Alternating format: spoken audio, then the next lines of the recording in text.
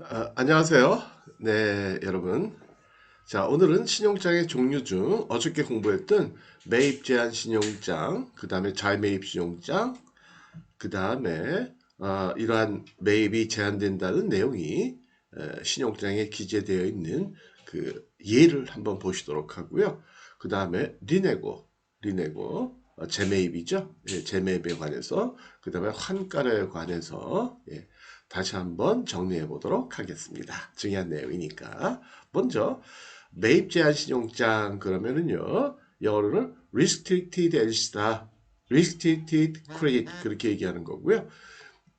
먼저 매입이라는 거는 어떤 방식을 얘기한다고 그랬죠? 매입이라는 거는 수출상이 수출품을 선적한 다음에 은행에서 수출 대금을 받아올 때 나중에 혹시라도 개설을 해서 돈이 안 들어오면 지금 받아가는 돈을 다시 은행에 돌려드리겠습니다.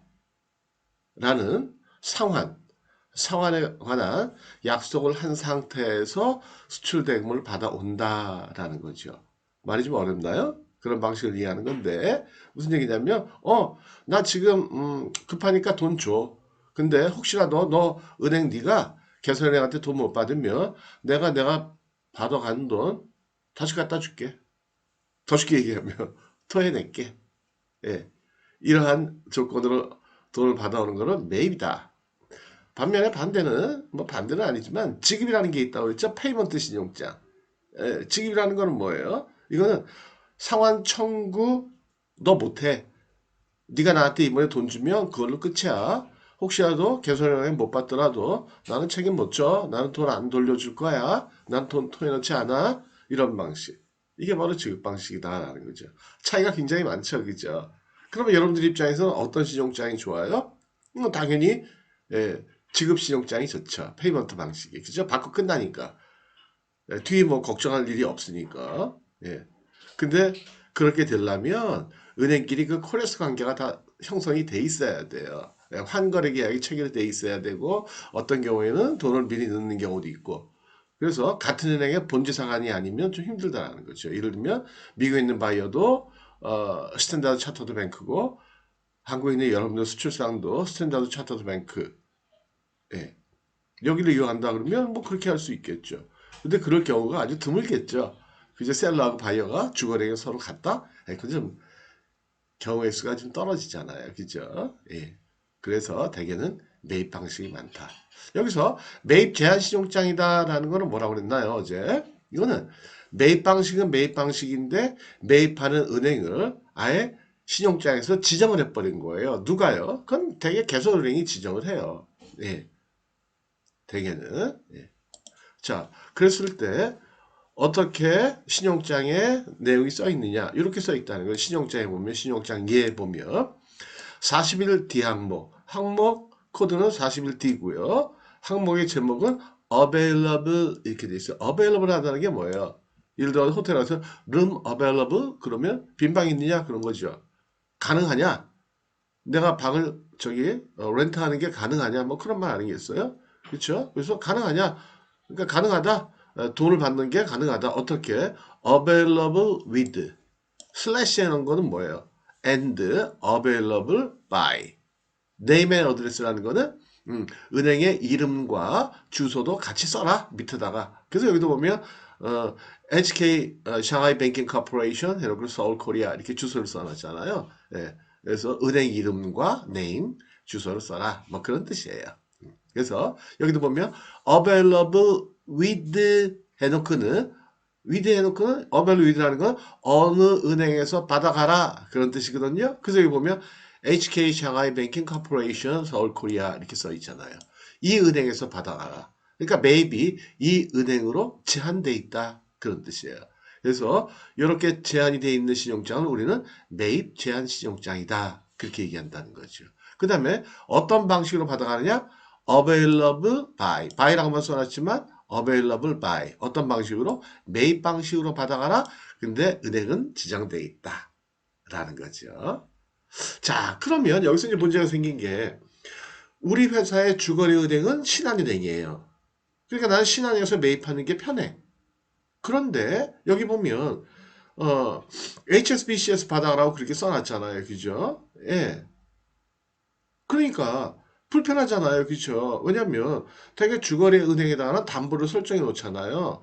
그래가지고 LC 매입할 때, 그 다음에 또 뭐 로컬 LC 개설할 때, 그 다음에 수입 LC 개설할 때, 그죠? 수입 신용장. 여러분 수입하는 경우도 있으실 테니까. 그때 한도를 정해 놓거든요. 담보를 갖다 놓고. 근데 이걸 또 옮겨야 되잖아요. 그럼 또 담보 재설정하고 그러려면 불편하잖아요. 이랬을 때 여러분들은 요 HSK에 가서 매입하는 게 아니고요. 여러분들 주거래 은행인 신한은행에 매입을 하면 된다라는 거예요. 그러면 신한은행이 다시 요 HSBC로 매입을 한다. 그래서 그걸 재매입. 그래서 매입 제한 신용장이라도 비록 신용장에 매입은행이 지정이 돼 있더라도 여러분들은 여러분들 은행에 가서 매입하는 것이 충분히 가능하다. 그리고 대개 그렇게 한다라는 거예요. 그쵸? 예. 그럼 구태 이렇게 지정하는 이유가 뭘까요? 뭐 특별한 이유가 있는 건 아니에요. 예. 아니고요. 그 개선은행하고 이렇게 지정된 은행하고 어떠한 여러 가지 그 서로 간에 이익이 되는 관계가 있을 때 이렇게 하는 경우도 있더라. 근데 이건 참 드문 얘기예요. 대개는 그래서 available with by에 with 해놓고는 뭐라고 써있느냐? 은행에 안 써있고 any bank 어느 은행에 가서 해도 상관이 없다. 이런 자유매입 신용장이 훨씬 많다라는 거예요. 그쵸? 정리해 드릴게요. 지급 신용장보다는 매입 신용장이 일반적이고요. 그 다음에 매입 신용장일 경우에는 제한시키는 제한 신용장보다는 자유 매입 신용장이 훨씬 일반적이다라는 거예요. 이해가 되시겠죠? 자, 그래서 이 renegotiation 재매입 보통은 우리가 줄여가지고 리네고 그렇게 얘기해요. 한국말로 재매입 이거보다는 우리가 말로 할 때도 리네고시에이션 이거 말이 길잖아요. 우리나라 사람들 이렇게 줄여가지고 말하는 거 좋아하잖아요. 그죠? 예, 그래서 리네고 이렇게 한국말로 그렇게 얘기한다라는 거죠. 그래서 리네고가 뭐냐? 좀 전에 말씀드린 대로 제3의 은행이 최초 매입의 은행의 요청에 따라 선적 서류를 매입하는 것을 얘기한다.